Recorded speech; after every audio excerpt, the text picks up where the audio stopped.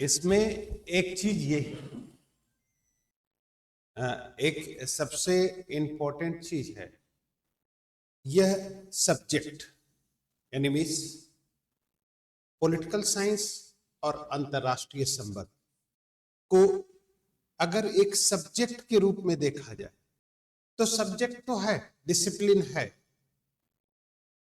इसमें कोई डाउट नहीं है कि डिसिप्लिन नहीं, लेकिन डायरेक्ट या इनडायरेक्ट इसका सिलेबस ह्यूमन लाइफ को रिलेट करता है, किसी न किसी रूप में जीवन के सभी पक्षों को अपने अंदर समाहित किया। अब मानव जीवन का स्वरूप या मानव जीवन की जो स्थिति है वो काफी व्यापक हो जाती है, काफी विस्तृत हो जाती है, और उस व्यापक और विस्तृत होने के कारण इसकी स्थिति ज्यादा से ज्यादा महत्वपूर्ण हो जाती है। इस विषय का अगर इंपॉर्टेंस देखते हैं या महत्व देखा जाता है कि इस विषय का महत्व क्या है सिलेक्शन की प्रक्रिया में या उस स्थिति में इसका इंपॉर्टेंस क्या है, तो इस विषय के ऊपर कई आरोप लगाए जाते हैं, बहुत इतने आरोप लगते हैं कि इस आरोप का कोई बहुत ज्यादा इफेक्टिव आंसर नहीं दिया जा सकता। आरोप जो सबसे ज्यादा आरोप लगता है इस पर कि पॉलिटिकल साइंस और इंटरनेशनल रिलेशन का सिलेबस बहुत बड़ा है।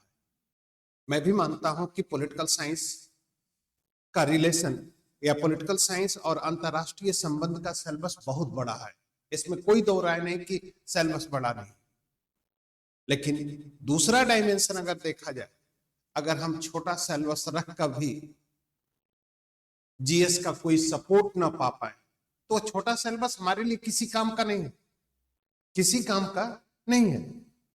और वाइड सब्जेक्ट रख अगर सिलेबस को बड़ा करके देखते हैं और सिलेबस के बड़ा करने के बाद अगर हम उसकी स्थिति को एनालाइज करते हैं, जीएस की स्थिति में देखते हैं कि जीएस में इसका रोल कहां तक है, तो जीएस के चारों पेपरों में यानी paper 1, paper 2, paper 3, paper 4, paper 2 तो पूरा का पूरा पॉलिटिकल साइंस है, लेकिन 1, 3, 4 में डायरेक्ट या इनडायरेक्ट पॉलिटिकल साइंस का रोल है।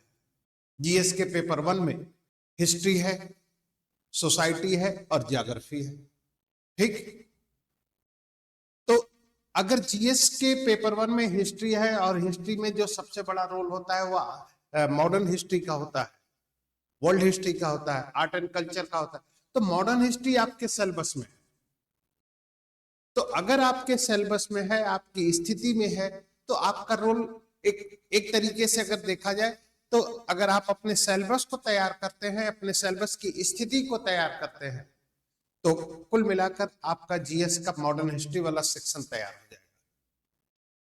अब यहां पर स्थिति क्या है, यहां पर स्थिति यह है कि यहां पर एज ए सब्जेक्ट के रूप में आपको इसका अध्ययन करना है, आप एज ए सब्जेक्ट के रूप में आप इसे एनालाइज करेंगे, तो एज ए सब्जेक्ट के रूप में अगर इसे एनालाइज करेंगे, एज ए सब्जेक्ट के रूप में आप इसे पढ़ेंगे, तो आपका एरिया जीएस के एरिया से बहुत वाइड हो जाएगा, जीएस की स्थिति से बहुत वाइड हो जाएगा, ठीक। अब दूसरी डायमेंशन ये है कि संविधान, और अभी अगर पेपर 1 में अगर पेपर 1 की स्थिति जीएस पेपर 1 में, जीएस पेपर 1 में 3 सेक्शन है, हिस्ट्री है, इंडियन सोसाइटी है एंड जियोग्राफी है, ये 3 सेक्शन है। सोसाइटी में कुछ मुद्दे ऐसे होंगे जो ओवरलैपिंग भी करेगा, जैसे सोसाइटी का एक मुद्दा है कास्ट, एक मुद्दा है रिलीजन, एक मुद्दा है आपका रीजनलिटी, एक रीजनल क्षेत्रीयता, और अगर ये इस मुद्दे को लेकर चल रहे हैं तो ये तीनों मुद्दे आपको इंडियन पॉलिटिक्स के बेस बनेंगे। ठीक। दूसरी बात कि अगर इस इंडियन सोसाइटी का जो डायमेंशन है, इंडियन सोसाइटी की स्थिति को लेकर अगर देखा जाता है, तो इंडियन सोसाइटी की स्थिति में वह मुद्दे आएंगे जो आपके कॉन्स्टिट्यूशन के इश्यूज होंगे, जैसे आपका सेक्सुअल प्रोटेक्शन। तो सेक्सुअल प्रोटेक्शन को लेकर आप अगर पढ़ेंगे तो राइट टू लाइफ में वहां पर भी मुद्दा उठेगा। उसके बाद यूनिफॉर्म सिविल कोड, वो भी मुद्दा उठेंगे। तो कुल मिलाकर अगर देखा जाता है तो सिलेबस में ओवरलैपिंग बहुत है, बस इसको थोड़ा सा एक्सप्लेन कर दिया गया। और जब सिलेबस को एक्सप्लेन कर दिया गया है तो ये आप लोगों के लिए बहुत आसान हो गया। आसान इन द सेंस ये डिफाइन करें कि इस टॉपिक में ये चीज पढ़ना है। अब जैसे जस्ट लाइक वेस्टर्न थिंकर में, वेस्टर्न थिंकर में प्लेटो है, सिर्फ प्लेटो का टॉपिक रख दिया, लिख दिया, सिर्फ प्लेटो दिया है, प्लेटो की जस्टिस नहीं दिया है। प्लेटो है, अरिस्टोटिल है, मैकियावेली है, हॉब्स है, लॉक है, सबको पढ़ना पड़ेगा। लेकिन जो टॉपिक आपको एनालाइज कर दिया गया है, डिफाइन कर दिया गया है कि ये चीजें हैं। अब जैसे नेशनल मूवमेंट, अब नेशनल मूवमेंट या नेशनलिज्म के साथ साथ गांधी के रोल की भूमिका आ गई, तो पूरा गांधी यानी सबसे ज्यादा इंपॉर्टेंस आपके लिए हो जाएगा कि गांधी का भारतीय राष्ट्रीय आंदोलन में भूमिका, यानी 1915 से लेकर गांधी के हर एक्शन को लेकर आपको चलना पड़ेगा। As a Indian political thinker में गांधी पढ़ना है, इंडियन थिंकर में गांधी है। अब गांधी का अगर थॉट क्लियर हो जाए तो उनका एक्टिविटीज नेशनल मूवमेंट में हम बहुत ज्यादा अच्छे से समझ सकते हैं। सर सैयद अहमद की भूमिका अच्छे तरीके से समझ सकते हैं, अरविंद घोष की समझ सकते हैं, आपका एम.एन. राय की बात समझ सकते हैं, अंबेडकर की विचारों को समझ सकते हैं। तो इन लोगों को जब हम समझ सकते हैं, और ये सब राष्ट्रीय आंदोलन के एक्टर हैं, लोग महत्वपूर्ण नेता हैं, और इनके विचार को अगर मैं समझ लिया तो इनकी राष्ट्रीय आंदोलन में जो स्थितियां हैं, राष्ट्रीय आंदोलन की जो भूमिकाएं होंगी, वह समझने में हमको ज्यादा महत्वपूर्ण नहीं होगा, ज्यादा कठिनाइयां नहीं होंगी। इसलिए अब अगर इस सब्जेक्ट की भूमिका को अगर हम देख ले रहे हैं, इस सब्जेक्ट की स्थिति को समझते हैं क्या है, तो कोई भी चीज, कोई भी सिलेबस, ये सब स्थितियां या यह सभी स्थितियों को अगर देखा जाए तो इन सभी मापदंडों पर political science and international relation या पॉपुलर वर्ड्स जो है PSIR, क्योंकि एक फैशन है PSIR का, लोग अब पॉलिटिकल साइंस इंटरनेशनल रिलेशन बोलने में थोड़ा सा कहते हैं बहुत बड़ा नाम है, इसलिए PSIR का तो सवाल खड़ा होता है कि बहुत बड़ा लंबा आदमी रहे, उसको देखकर लगता है तो उसको समझने के लिए काट के छोटा कर दें। तो PSIR as a subject UPSC में, कहने का मेरा मतलब यही है कि जब सिलेक्शन में GS का रोल बढ़ गया है, सिलेक्शन की स्थिति में GS की स्थिति का रोल ज्यादा से ज्यादा बढ़ गया है, तो उस सब्जेक्ट या वह ऑप्शनल सब्जेक्ट आपके लिए ज्यादा हेल्पफुल होगा जो GS को ज्यादा से ज्यादा कवर करे। ठीक। अब अगर प्रेजेंट टाइम का जो एग्जामिनेशन पैटर्न है, इस 1000 का GS मार्किंग, 500 का सब्जेक्ट एंड 250 मार्क्स का एस्से पेपर, यानी टोटल मेंस एग्जामिनेशन लगभग 1750 का हो गया। ठीक, 1750 नंबर का। अब इसमें आपका सब्जेक्ट कहां टिकता है? 1750 में, 1750 में पॉलिटिकल साइंस यानी मींस की PSIR आपको कहां सपोर्ट कर रहा है, जिसके कारण इस सब्जेक्ट को हम अडॉप्ट कर ले। तो पहली बात कि ऑप्शनल पेपर होगा 500 मार्क्स का, ठीक। दूसरी बात जीएस पेपर 2 250 मार्क्स का, क्लियर। उसके बाद जीएस पेपर 1 में आपका ऑप्शनल सब्जेक्ट हेल्प करेगा 70 टू 80 नंबर का, ठीक। 70 टू 80 नंबर का means modern history plus society का इश्यू। तो गांधी तो मॉडर्न हिस्ट्री में आ गए, क्लियर। उसके बाद जीएस पेपर 3 में जो इकोनॉमिक्स है, साइंस टेक है, आपका इंटरनल सिक्योरिटी है, डिजास्टर मैनेजमेंट है, इन्वायरमेंट है, इकोलॉजी है, इस पेपर में भी अगर हम कमोवेश मान ले तो 100 नंबर का आपका कवर कर ले जा रहा है।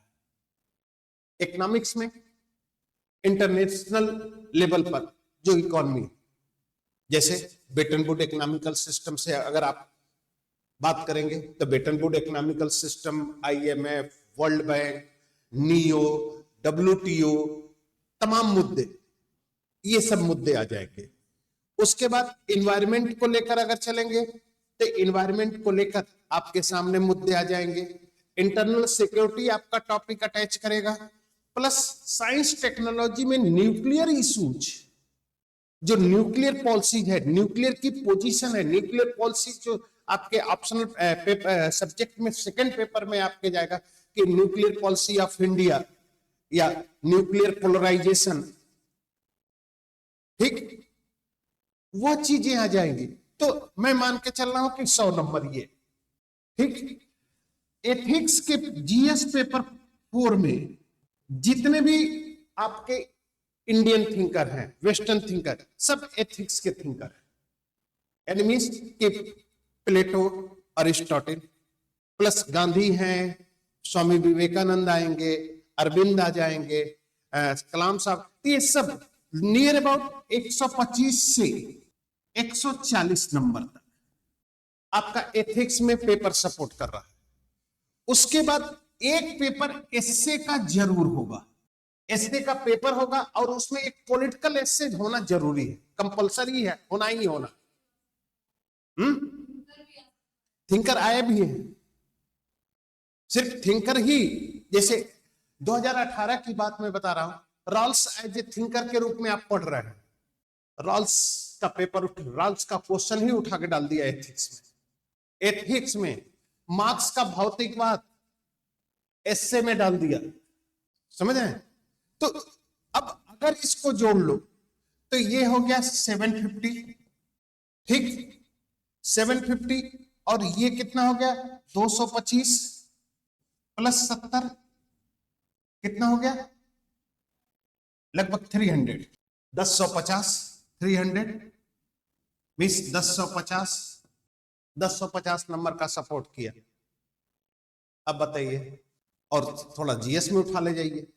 तो अगर इस सब्जेक्ट, अगर प्रेजेंट टाइम की यूपीएससी का जो एग्जामिनेशन पैटर्न है, उस एग्जामिनेशन पैटर्न में अगर जीएस की भूमिका, यानी without GS there is no possible for the selection for UPSC, और जीएस का रोल अगर ज्यादा है तो स्ट्रेटजी यही रहनी चाहिए कि वह सब्जेक्ट, अगर नया सब्जेक्ट एडॉप्ट करना है जिसके बारे में आप कुछ नहीं जानते हैं, ग्रेजुएशन में कुछ नहीं जानते हैं, तो यहां पर उस मापदंड को अपनाना पड़ेगा जो मापदंड एक ऑप्शनल सब्जेक्ट को अपनाने के लिए या एक ऑप्शनल सब्जेक्ट को एडॉप्ट करने के लिए जरूरी है। मापदंड मैंने बता दिया कि आपका इंटरेस्ट होना चाहिए उस सब्जेक्ट में, आपकी अंडरस्टैंडिंग कैसी है उसमें, उस सब्जेक्ट को समझने में आप क्या समझते हैं वह चीज देखना चाहिए, उसका मैटर है कि नहीं मार्केट में वह देखिए। प्रेजेंट टाइम में यूपीएससी में उस सब्जेक्ट, जिस सब्जेक्ट को आप एडॉप्ट करते हैं उस सब्जेक्ट का रोल क्या है, उसका परफॉर्मेंस क्या जा रहा है ये देखिए। फिर गाइडेंस है कि नहीं, यहां पर आप हैं वहां पर गाइडेंस है कि नहीं, ये 4-5 मापदंड हैं। इस मापदंड के आधार पर अगर हम पीएसआईआर के सब्जेक्ट को चूज करते हैं तो आपको सपोर्ट मिलेगा। हाँ, डिमेरिट क्या है, सिलेबस वाइड। सिलेबस वाइड होने का मतलब कि बहुत ज्यादा वाइड है, 2 पेज का सिलेबस है, देखकर ही लोगों का हार्ट फेल हो जाता है कि इतना बड़ा सिलेबस। ठीक ठीक। दूसरी डिमेरिट ये है, जो ब्लेम लगाया जाता है इस सब्जेक्ट के ऊपर, वह डिमेरिट है कि लोगों का जो आरोप लगता है कि इस सब्जेक्ट में हमेशा आपको अपडेट रहना पड़ेगा। अपडेट रहने का मतलब करंट इश्यू से जोड़ना पड़ेगा।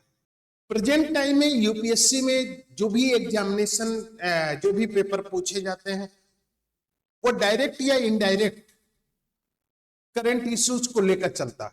समझ रहे? अब अगर आप अपने सब्जेक्ट को अपडेट करने के लिए थोड़ा सा अपडेट कर लेंगे, तो एक तीसरा जो ब्लेम है, जो आरोप है यहां पर, जो ब्लेम लगाया जाता है, वह ब्लेम यही है, या जो मैं भी आपको कहूंगा कि अगर आप लोग बुकिस्ट या रटने में विश्वास करते हैं तो इस सब्जेक्ट को मत लीजिएगा, क्योंकि यह सब्जेक्ट बुकिस्ट नहीं है। आपको अंडरस्टैंडिंग डेवलप करनी पड़ेगी, आपको समझ विकसित करनी पड़ेगी, और अगर समझ विकसित हो गई तो उसके बाद फिर कभी भी ये भूलने वाला सब्जेक्ट नहीं होगा। आपको एक बार समझ में आ जाए कि वास्तव में एक्चुअल पोजीशन क्या है। ठीक। अब जैसे वेस्टर्न पॉलिटिकल थिंकर, एक कंसेप्ट मैं आपको बताता हूं, कंसेप्ट क्या चल रहा है। वेस्टर्न पॉलिटिकल थिंकर, अगर एक स्ट्रेटजी देखी जाए तो पूरे सिलेबस में 10 थिंकर है। मिस Plato, Aristotle, Machiavelli, Hobbes, Locke, J S. Mill, Karl Marx, Gramsci and H. Arendt, Hannah Arendt. As a thinker यही है, प्लस एक हम दूसरा सब्जेक्ट, दूसरा थिंकर ऐड कर लेते हैं, रॉल्स। ठीक है। यह लगभग आपके सिलेबस का 10वां पॉइंट है, 10वें नंबर पर वेस्टर्न थिंकर है। ठीक। जिस दिन यह 10 टॉपिक, 2, 2, 4, 2, 6, 2, 8, 2, 10, जिस दिन यह 10 टॉपिक आपके तैयार हो गए, आप political science as a subject को जैसे चाहे वैसे घुमाते, यानी मींस कि जीवन और मृत्यु यही 10 टॉपिक ऐड कर रहा है। समझ रहे? तो अगर हमारा जीवन, हमारी लाइफ आर्टिकल 21 के object means prosperous with dignity के साथ अगर बढ़ रहे हैं, और वह प्रॉस्परस विथ डिग्निटी यही 10 टॉपिक है, तो मुक्ति तो इन्हीं से हम ले ले भाई। क्योंकि Plato, Aristotle, Machiavelli, Hobbes, Locke, Rousseau, ये जितने भी थिंकर हैं, ये सभी थिंकर थियरी में आपको सपोर्ट करें। अब सपोज दैट जे.एस. मिल को समझाने के लिए थोड़ा सा हमको जर्मी बेंथम पर चलना पड़ेगा, और बेंथम यूटिलिटेरियनिस्ट थिंकर है, उपयोगितावादी विचारक। तो अगर उपयोगितावादी विचारक है और उपयोगितावाद की नींव बेंथम से है, और उसका शिष्य जे.एस. मिल है, तो जे.एस. मिल को समझने के लिए उसके गुरु के विचारों को तो समझना पड़ेगा। जैसे कि प्लेटो को समझना है तो सोक्रेटिस को समझना पड़ेगा। इसलिए मैक्सी एक कमेंट कहता है, कहीं पर लिख लीजिए, मैक्सी एक कमेंट कहता है कि प्लेटो के रूप में सुकरात ने पुनः जन्म ले लिया है। प्लेटो के रूप में सुकरात ने पुनः जन्म ले लिया। क्लियर हो गया? सुकरात के अगर विचारों को नहीं समझते हैं तो हम प्लेटो को कैसे समझे? इसलिए देखने में 10 थिंकर हैं, लेकिन अगर सिलेबस को अगर थोड़ा सा एनालाइज आगे बढ़ेंगे हम, तो सब इंटरलिंक होंगे। 2-3 थिंकर और ऐड हो जाएंगे जो आपको ज्यादा सपोर्ट कर जाएंगे। जैसे ग्रीन को पढ़ लेना पड़ेगा, टी.एच. ग्रीन को पढ़ लेना पड़ेगा, लॉस्की पढ़ ले, फिर करंट कुछ थिंकर पढ़ ले, करंट जैसे करंट में क्या है, Easton, Almond, Lasswell, Catlin, Dahl, ये सब जो कंटेम्परेरी पॉलिटिक्स है, पेपर 2 का फर्स्ट यूनिट है कंपैरेटिव पॉलिटिक्स।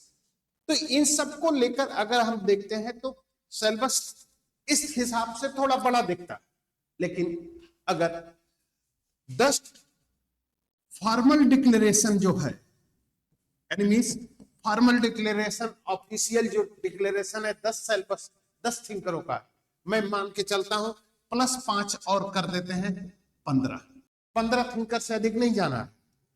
अब वह 15 थिंकर, अगर 5 थिंकर जो सिलेबस में नहीं है उसको अगर हम पढ़ेंगे तो इसका रिजल्ट क्या होगा कि हर थिंकर का क्रिटिसिज्म आएगा, एक दूसरे को क्रिटिसाइज करेगा।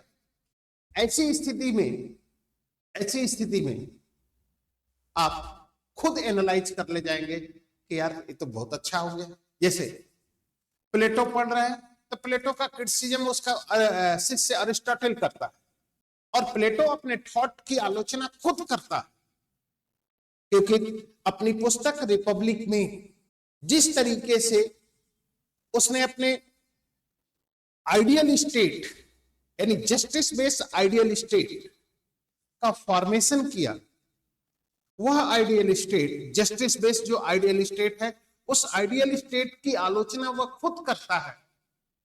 और तब जाके अपनी दूसरी किताब द लॉज और द स्टेट्समैन में अपने रिपब्लिक के कमियों को लेकर वह खुद एक्सेप्ट करता है और कहता है कि हम रिपब्लिक, यानी मींस मैं रिपब्लिक में जिस आदर्श राज्य की स्थापना की हम सिफारिश करते हैं, हम जिस आदर्श राज्य को स्थापित करने का प्रयास करते हैं, वह आदर्श राज्य इस पृथ्वी पर संभव नहीं।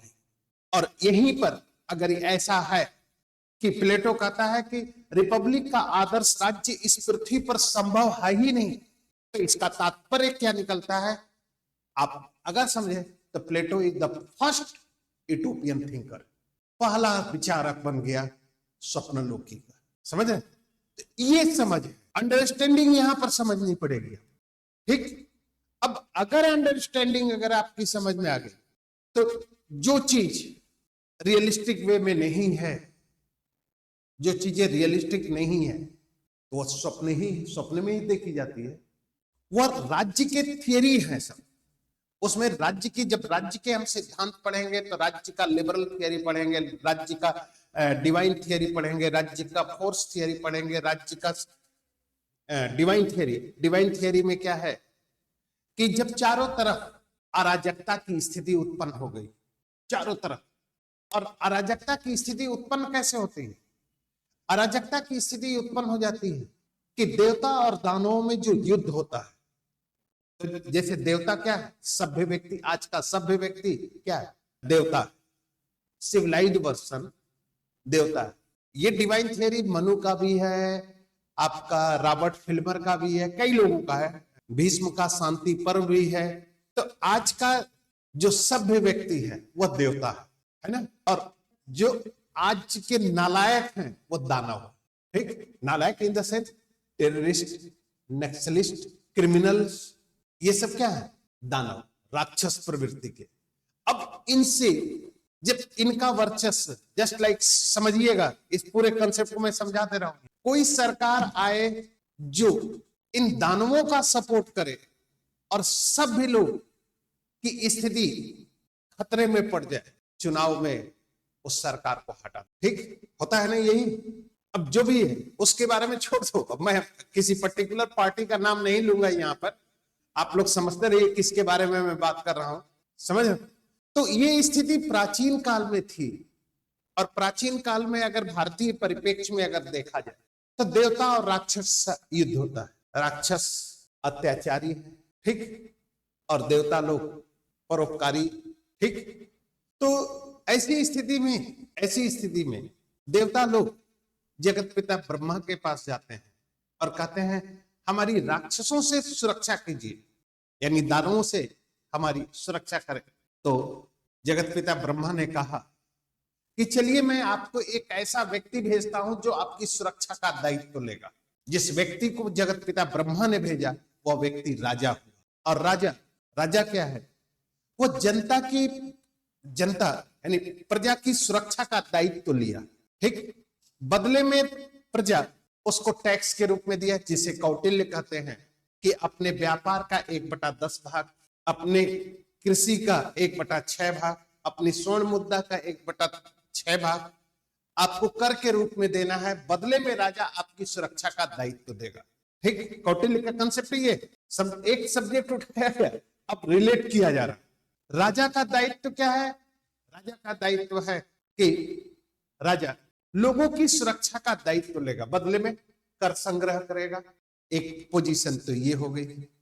ठीक, अब राजा की स्थिति थोड़ी सी ईगोइस्ट हो गई, अहंकारवादी। जब ईगो की भावना आ गई उसमें तो आ जाती है, तो क्या कहता है कि I am the representative of God, मैं ईश्वर का प्रतिनिधि हूं। समझ रहे हो? कहता है I am the representative of the God, मैं ईश्वर का प्रतिनिधि हूं, इसलिए तुम मेरी आज्ञाओं का अगर पालन नहीं करते हो तो इनडायरेक्टली तुम ईश्वर की आज्ञाओं का पालन नहीं करोगे, क्योंकि मैं ईश्वर का प्रतिनिधि हूं, ईश्वर ने भेजा है।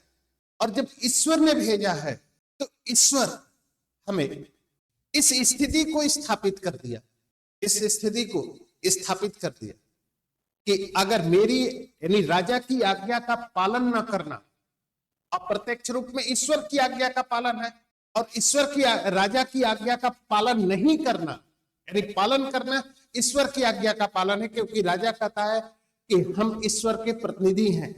और अगर राजा की आज्ञाओं का अगर हम विरोध करते हैं तो हम ईश्वर की आज्ञाओं का विरोध करते हैं। ठीक, सवाल खड़ा हो गया, क्वेश्चन राइज हो गया कि ये चीज आ गई। अब सवाल ये खड़ा होता है, क्वेश्चन यहाँ पर इस सिद्धांत की दोहरा चीजें आ गई, दूसरा कंसेप्ट लेकर चलो। अगर हम ईश्वर की औलाद हैं, हम यानी जितनी भी सृष्टि के प्राणी हैं सब किसी न किसी रूप में ईश्वर में के अंश, तो रिजल्ट क्या निकलता है कि कुछ राजा परोपकारी हुए तो कुछ राजा अत्याचारी हुए। सवाल ये भी होगा ना, अब पढ़ा होगा, इतिहास में पढ़ा होगा कि ये बहुत क्रूर और हिंसक राजा था, कट्टरवादी था। तो राजा अपनी संतान को लिए इस कट्टर राजा को क्यों दिया? तब कहते हैं कि उन व्यक्तियों को अच्छा राजा मिला जिनके पूर्व जन्म में कर्म अच्छे थे, जिनके पूर्व जन्म में कर्म खराब थे उनके राजा निरंकुश हो गए। अब ये थियरी चली, लेकिन इसका कोई रिजल्ट नहीं निकलता है। ठीक है, इसका रिजल्ट इन द सेंस नहीं निकलता है, पता नहीं। अब राजा अच्छा भी हुआ, राजा बुरा भी हुआ। तो डिवाइन थियरी के जो फॉलोअर थे इसे पूर्व जन्म के कर्मों से जोड़कर अपने सिद्धांत से निकलने की बात कर। ठीक, एक कंसेप्ट तो ये हो गया। इसके बाद फोर्स, तो यहां पर क्या चीजें आई? एक राजा हुआ और उसकी आज्ञा का पालन करने वाला क्या बन गया? पब्लिक हो गई, यानी मींस प्रजा। राजा दो लोग हो गए, ये क्या बन गया? क्या बन गया? प्रजा और राजा दो लोग हो गए, ये हो गया राजनीतिक समाज। राजनीतिक समाज, पॉलिटिकल सोसाइटी, और political society is known as state. इसीलिए मैं आप लोगों से क्या कहता, परिवार में भी फादर शासक हैं, हम उनकी आज्ञाओं का क्या करते हैं, लेकिन राज्य नहीं, क्योंकि वो बाध्य नहीं कर सकते। लेकिन यहां पर क्या है, तो राज्य, इसीलिए कहा जाता है कि राज्य हर स्थिति में अलग। फोर्स थियरी आ गई, तो फोर्स थियरी में कहता है कि शक्तिशाली लोग कमजोर लोगों पर आधिपत्य कर लिए और उसे अपनी आज्ञाओं का पालन करने के लिए बाध्य कर दिया। तो यहां पर भी शासक और शासित हो गए, दो प्रकार के लोग हो गए।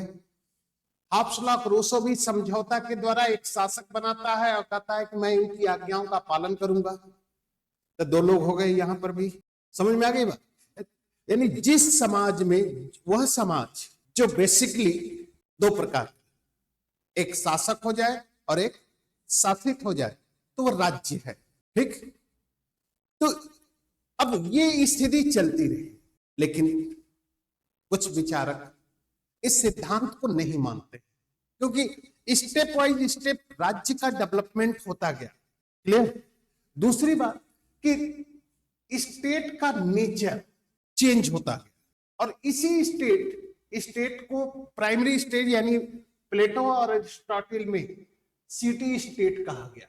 City state is equal to polis, polis not police, polis कहा गया। और यही पोलिस से क्या बन गया? पॉलिटिक्स।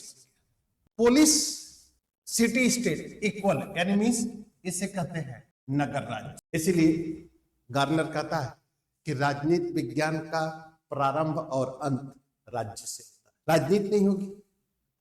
अब इसको आगे बढ़ता गया, डेवलपमेंट होता गया। अब अलग अलग ढंग से जैसे जैसे सोच का दायरा बढ़ता गया, राजनीति की सोच बदलती गई और राजनीति के संबंध में समझ विकसित होता गया, परिवर्तन आते गए। तो जैसे परिवर्तन अब आ रहा है सोसाइटी में, पहले हमारा ब्रेकफास्ट और स्नैक्स होता था रोटी चावल, रोटी सब्जी या पराठा सब्जी। अब क्या है? पिज्जा है, बर्गर है। तो अब ये भी तो आपके जीवन का एक पार्ट बना ना, ठीक। अब दूसरा डायमेंशन है कि रोटी सब्जी में टाइम लगता था, तो लोगों की थिंकिंग लेवल में टाइम था। अब पिज्जा बर्गर और मैगी में क्या है? दो। तो आज का युवा भी 2 ही मिनट वाला है। हाँ, समझ रहे हो? तो ये सब स्थितियां हैं क्योंकि इंपैक्ट पड़ता है। इसलिए ये थोड़ा सा डायनेमिक सब्जेक्ट हो जाता है। डायनेमिक सब्जेक्ट का मतलब कि आपको अपनी अंडरस्टैंडिंग डेवलप करनी पड़े। तो सोशल साइंस सब कुछ ये चलता है। तो अपने तरफ की अंडरस्टैंडिंग को आपको डेवलप करना है। अब डेवलप हो जाएगा, जब अगर डेवलप हो जाएगा तो ये सब्जेक्ट बहुत इजी, बहुत कंसेप्चुअल क्लियरिटी है। अगर कंसेप्ट क्लियर हो गए तो बेसिकली बुक उठाने की जरूरत नहीं पड़ेगी, बस एक बार कंसेप्ट की क्लियरिटी हो जाए। हाँ, रही बात दूसरी जो सबसे इंपॉर्टेंट है कि कुछ किताबें आपको पढ़नी पड़ेगी। हाँ, एक काम जरूर करिएगा, जो आज का है, गाइड पढ़ने वाला जो कल्चर है, समझ रहे हैं, उससे बचने का प्रयास कीजिएगा, क्योंकि गाइड पढ़ के नहीं होगा। क्योंकि क्वेश्चन अलग अलग ढंग से उठाए जाएंगे। तो अलग अलग ढंग से अगर उठाए जाते हैं तो आपकी कंसेप्ट की क्लियरिटी होनी चाहिए, समझ रहे हो? तो जब कंसेप्ट की क्लियरिटी अगर होगी, कंसेप्ट की क्लियरिटी अगर है, तो उस स्थिति में या उस सिचुएशन में कंसेप्ट क्लियरिटी आपका होना आवश्यक है, ठीक। और जब कंसेप्ट की क्लियरिटी हो गई, जैसे मैंने अब समझा दिया कि राजा सुरक्षा के बदले, तो कौटिल्य भी समझ में आ गया कि कौटिल्य का क्या सिस्टम है। यही चीजें आपको, तो जब कंसेप्ट आपके बनेंगे, जब कंसेप्ट की क्लियरिटी होगी, तो आप दूसरे विचारक को, दूसरे थिंकर को आप समझ जाएंगे। अब और उसके बाद आपका आंसर कंपैरेटिव बनेगा, और यही डिमांड हो जाती है यूपीएससी की। इसीलिए मैंने कहा कि यह सब्जेक्ट आपको बुकिस्ट से हटाता है। बुकिस्ट का मतलब रटने से हटा देता है, समझ विकसित करेगा, अंडरस्टैंडिंग डेवलप करेगा। और जिस दिन अंडरस्टैंडिंग डेवलप हो गई, उस दिन इस सब्जेक्ट को जैसे चाहे वैसे घुमा सकते हैं, ठीक। तो एक तरीके से यह सब्जेक्ट के बारे में हम एक आप लोग को बहुत ज्यादा डिटेल बता दिया कि ये चीजें हैं। और कल से मैं बेसिकली शुरू करूंगा वेस्टर्न पॉलिटिकल थॉट। हाँ, एक मैंने आपसे ये भी कहा कि ये जो स्थिति है, ये जो थिंकर है, ये thinker spinal cord of the PSI, ये मेन एनिमीज कि जिस दिन ये थिंकर यानी फॉर्मल रूप से जो सिलेबस में 10 थिंकर दिए गए हैं, वह थिंकर आपके, तो ये जिस दिन आपकी क्लियरिटी हो गई, उस दिन पूरा सिलेबस खत्म।